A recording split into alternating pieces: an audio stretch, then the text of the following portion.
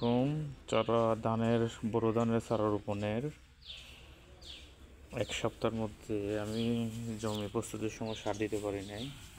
জৈব সারের সাথে আমি শুধু জিঙ্ক দিয়েছিলাম।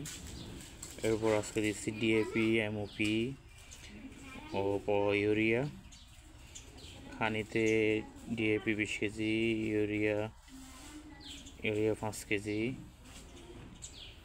MOP 20 KG, boron 1.5 KG, magnesium 2 KG, Regent 1.5 KG, এটা 25 গ্রামের 2 প্যাকেট, রুটন 1 কেজি, তারপর হলো হিউমিক অ্যাসিড 1 কেজি, থিওবিট কানিতে 2 কেজি,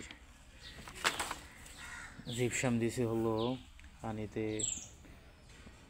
10 থেকে 12 কেজি পড়ছে। এর আগে একবার দিচ্ছি আমি।